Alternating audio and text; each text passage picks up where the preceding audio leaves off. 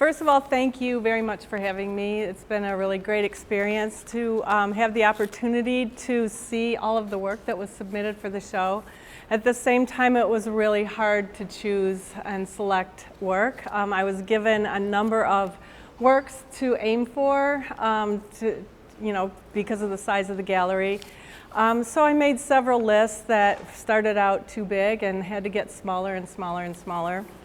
So mainly, I think I've been really pleased to walk in the door tonight for the first time, and so until tonight, everything was on a picture, on a screen, on a computer, and to see things in real life is so much different, and it was really exciting to walk in the door, and everything looked even better than I thought. So it was really exciting to see all of that. One thing I'd like to mention is that I didn't know a single person in the application pool, so it was truly a blind jury. So just thinking about the Oklahoma artists applying for this show, I was trying to see some kind of tie to Oklahoma, and I realized that was probably not really possible because we're all from all over. You've been all over, we've been all over. We have influences from so many different places. But there are several themes that kind of run throughout the show that include things from politics and the environment and poetry and travel, and so I can see ties between pieces from across, from conversations between the pieces, and I think the installation of the show looks really great. Is the installation person here, the staff person? Who laid it out? Yeah, it just looks really great. Whoever decided, oh, okay. All right, well, the installation looks really good and the gallery is beautiful. I was also given the task of selecting prizes, and so that's why we're starting here, because this is the juror choice.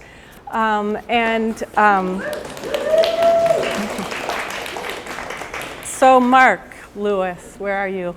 One of the things I really loved about this piece was Mark's use of found materials and used in very ingenious or innovative ways, especially using what really attracted me to was the sort of the textile parts of it, since I'm attracted to textiles. So, but also just there's a kind of rawness but finesse about the way that he's collaged all those pieces together to get detail.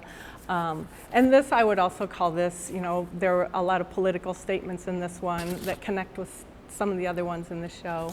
Maybe a question I would have for you is, can you talk a little bit about the scale? Do you always work this big? So a lot of my work is done from life. And I go and set up on streets and do street scenes. And those are collages too, and they're pretty large. But for this is a piece that's, it's related to the street scenes, but it's not a specific street scene. It's just totally invented. So like in the winter, I'll work on something like this. So I have a wall in my studio that's this size.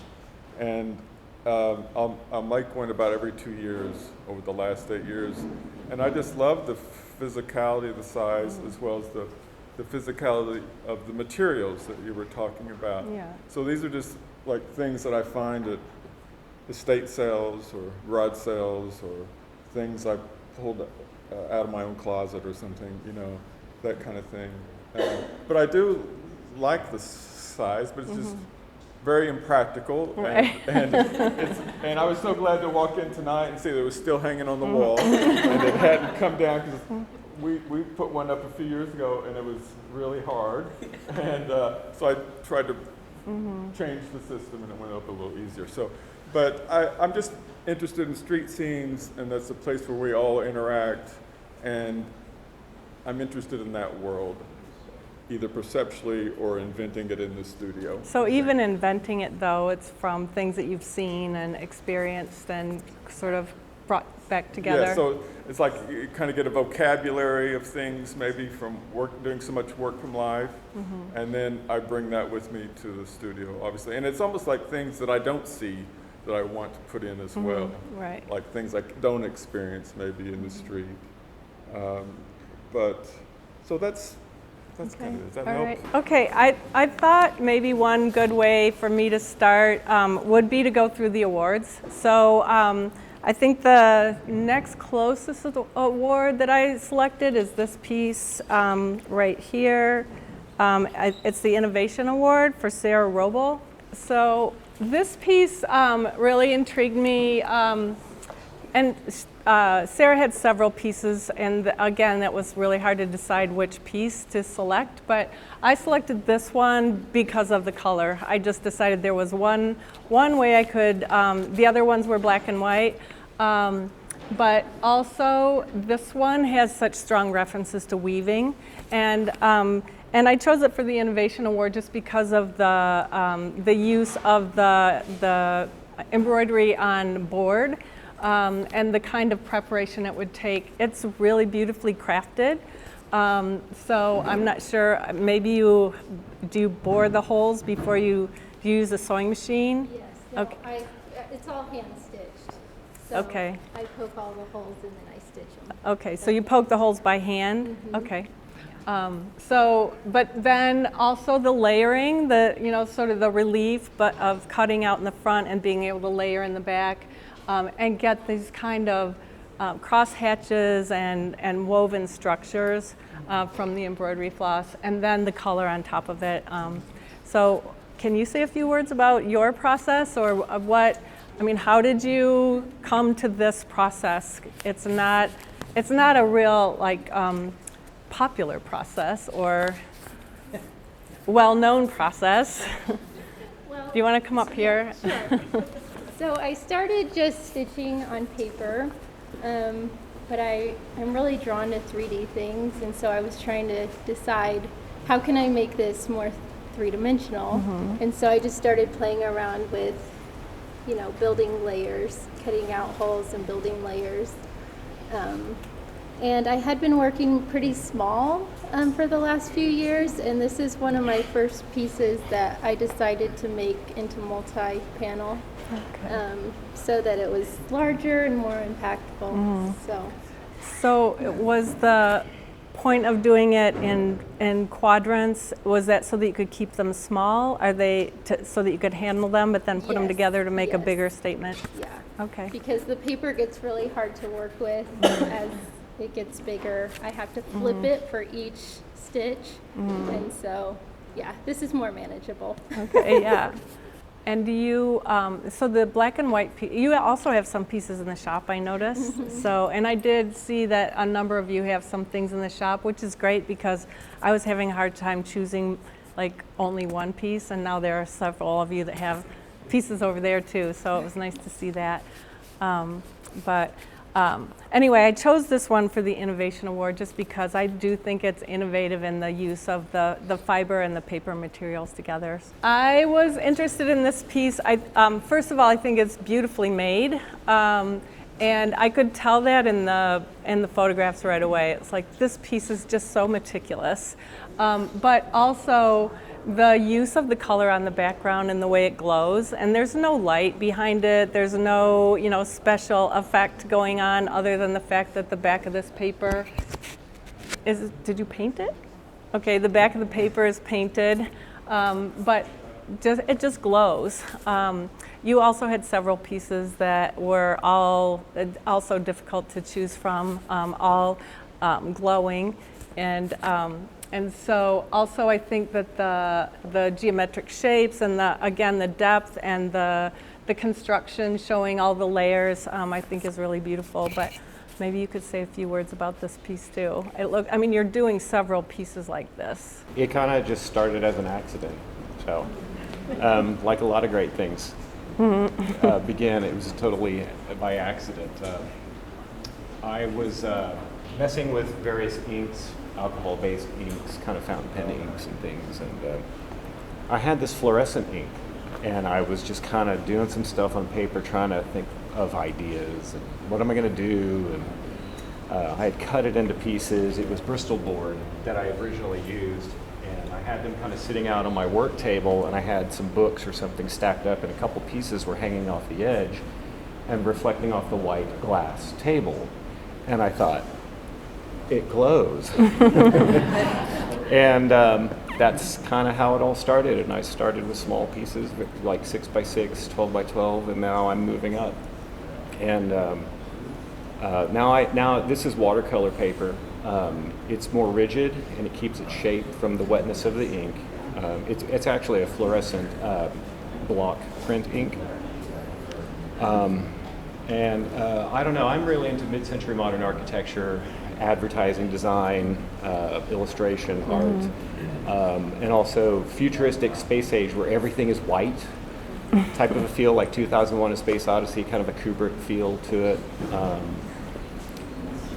I don't know, I'm trying to go for a very clinical, clean, very clean, white, neutral feel for that glow to really stand out. And people ask all the time, like, where's the light, or where does it plug in? And it doesn't plug in. It's just the natural reflection of light bouncing off the back of the pieces and onto the painted white wood surface. And the paper is semi-translucent too, so that lets extra light come through. So one thing I just want to reiterate is that, I mean, it's just beautifully made and beautifully cut, and having my own experience with cutting things, especially with two colors, it's hard to cut.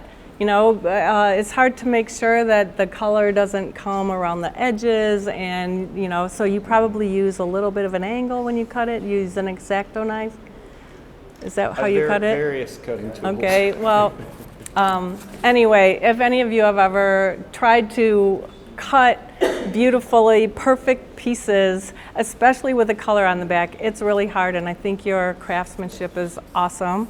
And also, it's the Contemporary Design Award, and so I think that goes along with what you're saying your interests are, and in graphic design and illustration and or did you say mid-century modern? Yeah. So I feel like and I feel like I recognize that when I saw that too. So this award was for craft and art dialogue. And